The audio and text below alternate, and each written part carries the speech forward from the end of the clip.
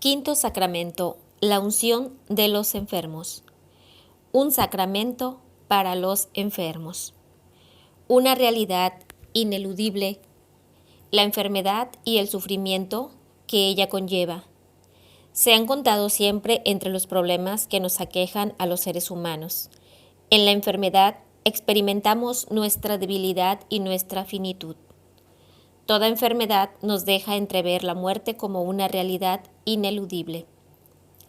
La experiencia nos muestra que la enfermedad puede llevarnos a la angustia, al repliegue sobre nosotros mismos y a la rebelión contra Dios. Pero también puede hacer todo lo contrario, conducirnos a la madurez, ayudarnos a descubrir lo que es realmente valioso en la vida e impulsarnos a una relación más íntima y profunda con el Señor. Los evangelios destacan la compasión de Jesús por los enfermos y nos narran multitud de milagros suyos en favor de quienes vivían atados a toda clase de dolores y sufrimientos. Las curaciones que Jesús realizaba eran signo de la venida del reino de Dios y anunciaban una curación más radical, su victoria definitiva sobre la muerte y el pecado. Jesús recorría toda la Galilea enseñando en sus sinagogas, proclamando la buena noticia del reino y curando todas las enfermedades y dolencias de la gente. Mateo 4:23.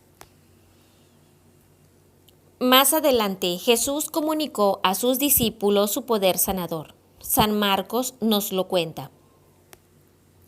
Jesús llamó a los 12 y los envió de 2 en 2, dándoles poder sobre los espíritus impuros. Ellos fueron entonces a predicar, exhortando a la conversión. Expulsaron a muchos demonios y curaron a numerosos enfermos, ungiéndolos con óleo. Marcos 6, 7, 12, 13. Después de la muerte y resurrección de Jesús, siguiendo las enseñanzas de su Maestro, los apóstoles establecieron un rito propio en favor de los enfermos, tal como nos lo refiere el apóstol Santiago en su carta. Si alguien está enfermo, que llame a los presbíteros de la iglesia para que oren por él y lo unjan con óleo en el nombre del Señor. La oración que nace de la fe salvará al enfermo, el Señor lo aliviará y si tuviera pecados le serán perdonados. Santiago 5, 13, 15. La tradición de la Iglesia ha reconocido en este rito el sacramento de la unción de los enfermos. El Concilio Vaticano II nos dice qué es y cómo obra en quien lo recibe el sacramento de la unción de los enfermos, que antes llamábamos extrema unción. Con la sagrada unción de los enfermos y con la oración de los presbíteros, toda la Iglesia encomienda a los enfermos al Señor sufriente y glorificado, para que los alivie y los salve. Incluso los anima a unirse libremente a la pasión y muerte de Cristo y contribuir así al bien del pueblo de Dios. Los signos y acciones simbólicas empleados en el sacramento de la unción de los enfermos están íntimamente relacionados con las acciones de Jesús y de sus discípulos en la iglesia primitiva. El signo del sacramento es el óleo de los enfermos, que es aceite de oliva bendecido especialmente por el obispo en la misa crismal y luego entregado a los sacerdotes de las diversas parroquias. La misa crismal se celebra cada año antes de la Semana Santa en la iglesia catedral de cada diócesis o arquidiócesis. Por esta santa unción y por su bondadosa misericordia, te ayude el Señor con la gracia del Espíritu Santo, para que libre de tus pecados te conceda la salvación y te conforte en tu enfermedad. El poder del Espíritu Santo hace eficaz la oración y las palabras del sacerdote. La unción de los enfermos no es un sacramento solo para quienes están ya inconscientes o han entrado en agonía. todo lo contrario. Como es un sacramento que fortalece la vida, un sacramento que comunica vida, se considera tiempo oportuno para recibirlo. Cuando el cristiano empieza a estar en peligro de muerte, ya sea por una enfermedad larga e irreversible, o por una enfermedad grave, o simplemente por vejez, también es apropiado recibirla antes de una cirugía importante. La unción de los enfermos comunica a quien la recibe una gracia especial de consuelo, de paz y de ánimo que lo ayuda a vencer las dificultades propias de su enfermedad o de la fragilidad de la vejez. Además de dar la salud del alma, puede también producir la salud del cuerpo, si esa es la voluntad de Dios. En segundo lugar, perdona al enfermo sus pecados. Si no ha recibido el sacramento de la penitencia por un motivo grave, como serían la inconsciencia, la debilidad, la incapacidad para hablar, en fin. Y en tercer lugar, permite al enfermo unirse muy íntimamente con su enfermedad a la pasión y muerte de Jesús. La enfermedad adquiere entonces un valor que la supera y se hace participación en la obra salvadora de Dios. Como sucede con todos los sacramentos, la unción de los enfermos exige también, en la medida de lo posible, por sus condiciones particulares, disponibilidad interior para recibirlo. La gracia del sacramento obra en quien lo recibe, según esta disponibilidad de apertura a la acción amorosa de Dios.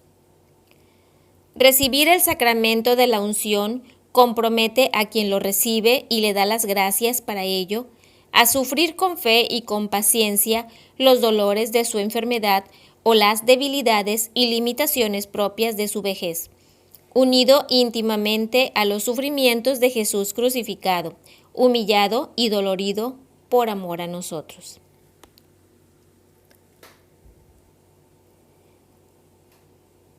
Oración de un enfermo. Señor Jesús, estoy delante de ti con todos mis sufrimientos y dolores. Tú los conoces y sabes que son mi pan de cada día y cada noche. Es difícil para mí, Señor, vivir en paz y con amor esta etapa de mi vida, sentir que a pesar de ella sigo siendo un ser humano íntegro y que por lo tanto debo aceptarla y acogerla con amor, como parte importante de mi ser. Por eso, Señor, acudo a ti para ponerla en tus manos y pedirte que me ayudes a darle un sentido y un valor especiales. El valor y el sentido que tú le has dado y que yo debo acoger y desarrollar según mi situación personal. Quiero, Señor, que nada de lo mucho que siento y de lo poco que puedo realizar se desperdicie por mi indiferencia o por mi cobardía.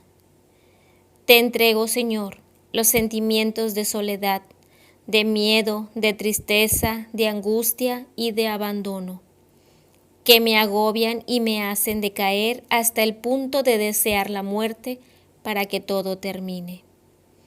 Te entrego los dolores de mi cuerpo físico que me ponen en visible desventaja frente a los demás. Te entrego los años que he vivido y todas y cada una de mis realizaciones y también los días, meses o años que me faltan por vivir aquí en este mundo, porque estoy convencido de que si todavía estoy aquí en el mundo es porque tú lo quieres, y sé con absoluta certeza que lo que me falte por vivir en medio de los míos es un regalo para ellos y para mí, y una oportunidad para amarte y bendecirte. Amén.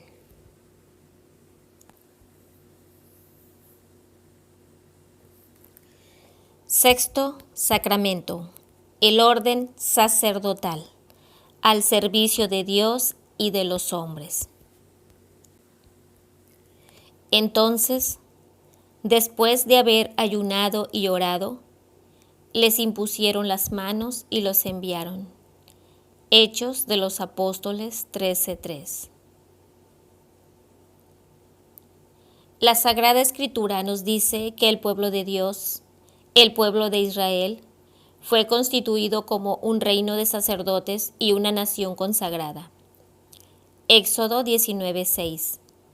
Pero dentro de él, Dios escogió una de las 12 tribus, la tribu de Leví, para el servicio litúrgico. Este es el sacerdocio que llamamos de la antigua alianza. La misión de los sacerdotes de la antigua alianza era anunciar la palabra de Dios y restablecer la relación del pueblo con Dios mediante los sacrificios y la oración. La Iglesia ve en este sacerdocio de la antigua alianza una prefiguración del sacerdocio de la nueva alianza, iniciado por Cristo Jesús con su sacrificio de la cruz. El sacrificio redentor de Jesús es el único sacrificio realizado una vez y para siempre, y se hace presente en la celebración de la Eucaristía. Lo mismo sucede con el sacerdocio de Cristo, que se hace presente por el sacerdocio ministerial. Cuando recibimos el bautismo, recibimos con él el sacerdocio bautismal que nos permite participar en la misión de Jesús, según nuestra propia vocación particular. Este sacerdocio bautismal es semejante al sacerdocio del pueblo de Israel, común a todos. El sacerdocio ministerial de los obispos, presbíteros y diáconos es otro tipo de sacerdocio que corresponde más bien al sacerdocio de la tribu de Leví y se deriva del mismo sacerdocio de Cristo. El sacerdocio ministerial está al servicio del sacerdocio bautismal común a todos los fieles cristianos y tiene como tarea desarrollar la gracia bautismal mediante los sacramentos. Es un verdadero servicio al pueblo de Dios. Depende totalmente de Cristo y fue instituido por Él en favor de los hombres. El sacramento del orden comunica un poder sagrado que es el mismo poder de Cristo. Esto significa que el ejercicio del sacerdocio debe medirse según el modelo de Cristo, que se hizo servidor de todos. El ministro ordenado, es decir, quien ha recibido el sacramento del orden sacerdotal, actúa in persona Christi, es decir, Él es Cristo mismo que se hace presente en su iglesia como cabeza de su cuerpo. El Concilio Vaticano II nos dice: el ministerio eclesiástico instituido por Dios está ejercido en diversos órdenes que ya desde antiguo reciben los nombres de obispos, presbíteros y diáconos.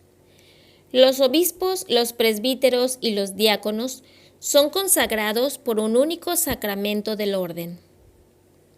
Los obispos y los presbíteros participan del sacerdocio de Cristo.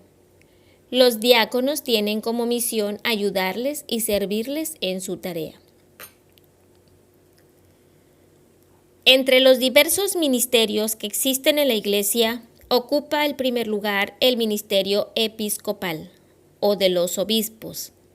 Este ministerio episcopal tiene su origen en los apóstoles, a quienes Jesús mismo eligió, y a quienes, después de su resurrección, les comunicó el Espíritu Santo. Más adelante, los apóstoles, mediante la imposición de las manos, comunicaron el don del Espíritu a otros, y así el episcopado ha llegado a nuestros días. La consagración episcopal comunica a quien la recibe la plenitud del sacramento del orden. La misión, los obispos, es santificar, enseñar y gobernar a los fieles en la Iglesia, a imitación del mismo Jesús.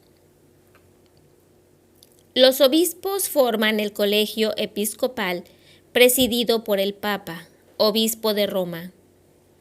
Cada obispo tiene la misión de cuidar la iglesia particular que le ha sido confiada, pero al mismo tiempo y como miembro del colegio episcopal debe preocuparse por todas las iglesias, por la Iglesia universal. El Concilio Vaticano II afirma la función ministerial de los obispos en grado subordinado fue encomendada a los presbíteros para que, constituidos en el orden del presbiterado, fueran los colaboradores del orden episcopal para realizar adecuadamente la misión apostólica confiada por Cristo. En virtud del sacramento del orden, los presbíteros son consagrados como verdaderos sacerdotes, a imagen de Cristo. Su misión es anunciar el Evangelio, dirigir a los fieles y celebrar el culto divino. Los presbíteros solo pueden ejercer su ministerio sacerdotal en dependencia del obispo y en comunión con él. Esta unión de los presbíteros con su obispo está simbolizada en la celebración del sacramento del orden, por la promesa de obediencia que hacen al obispo en el momento de la ordenación y el beso de paz del obispo al final de la liturgia del sacramento. El grado inferior del sacramento del orden es el diaconado. A los diáconos se les imponen las manos para realizar un servicio y no para ejercer el sacerdocio. La tarea de los diáconos es asistir al obispo y a los presbíteros en las celebraciones litúrgicas, sobre todo en la celebración de la Eucaristía y en la distribución de la comunión. Asistir a la celebración del matrimonio y bendecirlo, proclamar el Evangelio y predicar, presidir las exequias y entregarse a los diversos servicios de la caridad. El diaconado, como el presbiterado y el episcopado, imprime carácter, es un sello indeleble que nadie puede hacer desaparecer. A partir del Concilio Vaticano II, la Iglesia Latina ha restablecido en la Iglesia el diaconado permanente, el cual puede ser conferido a hombres casados. La celebración de la ordenación de un obispo, de un presbítero o de un diácono es muy importante para la Iglesia particular. Por eso exige que haya concurrencia de fieles, que sea un domingo y que se lleve a cabo en la Iglesia Catedral con gran solemnidad. Las tres ordenaciones, la del obispo, la del presbítero y la del diácono, tienen un mismo dinamismo y el lugar propio de su celebración es dentro de la Eucaristía. El rito esencial del sacramento del orden en los 3 grados es la imposición de las manos del obispo sobre la cabeza del ordenado y una oración consecratoria específica para cada grado.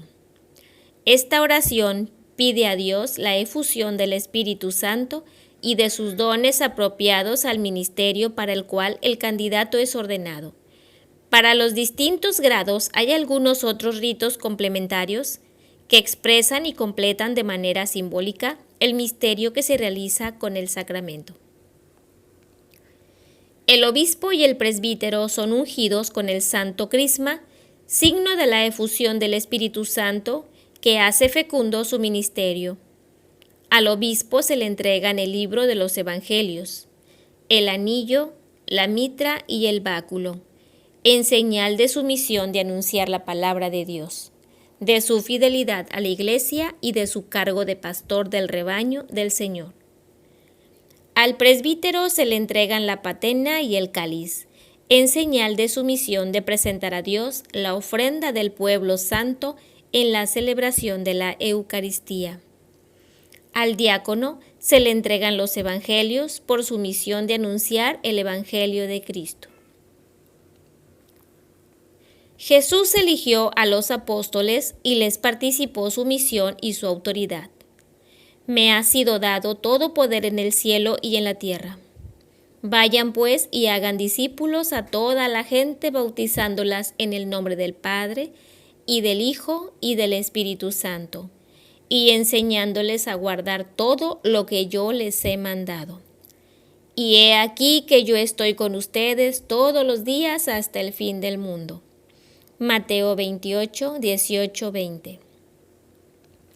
Los apóstoles cumplieron el mandato de Jesús y muy pronto creció el número de sus seguidores. Entonces ellos eligieron a algunos entre el grupo de los creyentes para que continuaran su misión. Les imponía las manos y el Espíritu Santo los fortalecía para su nueva tarea. Así ha sido hasta nuestros días. El sacramento del orden es el sacramento del ministerio apostólico y por lo tanto corresponde a los obispos, en cuanto a sucesores de los apóstoles, transmitir el don del Espíritu Santo. Todo obispo válidamente ordenado, es decir, que esté en la línea de la sucesión apostólica, puede conferir los 3 grados del sacramento del orden. Solo pueden recibir el sacramento del orden en cualquiera de sus 3 grados los varones bautizados que tengan aptitudes reconocidas para el servicio del ministerio. Esta prescripción está fundamentada en que Jesús solamente eligió varones para formar con ellos el colegio apostólico, y los apóstoles hicieron lo mismo al elegir sus colaboradores y sucesores.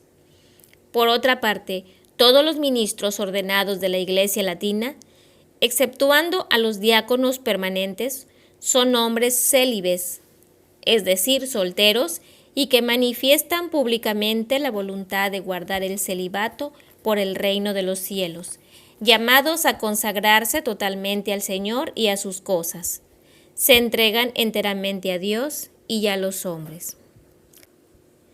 El sacramento del orden configura a quien lo recibe, con Cristo, mediante una gracia especial del Espíritu Santo. Esta gracia le permite servir de instrumento de Cristo en favor de su Iglesia. Como en el caso del bautismo y de la confirmación, esta participación en la misión de Cristo es concedida de una vez y para siempre. Por eso marca a quien lo recibe con un sello indeleble que no se borra jamás. No puede ser repetido y tampoco puede ser conferido para un tiempo determinado. El obispo recibe la gracia de fortaleza que lo impulsa a anunciar el Evangelio a todo el pueblo de Dios y a precederlo en el camino de la santificación, y le permite guiar y defender con fuerza y prudencia a su Iglesia, con amor gratuito para todos y con predilección por los pobres, los enfermos y los necesitados. El presbítero recibe la gracia que lo hace digno de presentarse sin reproche ante el altar para la celebración de la Eucaristía, anunciar el Evangelio, ofrecer dones y sacrificios espirituales, realizar el ministerio de la palabra y renovar el pueblo de Dios mediante el bautismo. El diácono recibe la gracia del Espíritu Santo que le permite ponerse al servicio del pueblo de Dios en el ministerio de la liturgia, de la palabra y de la caridad. Conclusión. Como todos los sacramentos, el sacramento del orden exige recta intención de quien lo va a recibir y apertura y disponibilidad especiales para recibir la gracia de Dios propia del sacramento y para cumplir los deberes que el sacramento le exige. Sin esta recta intención, el sacramento puede llegar a ser ilícito o nulo. Del mismo modo, recibir el sacramento del orden en cualquiera de sus 3 grados es para quien lo recibe un compromiso con Dios que exige fidelidad y no se puede romper.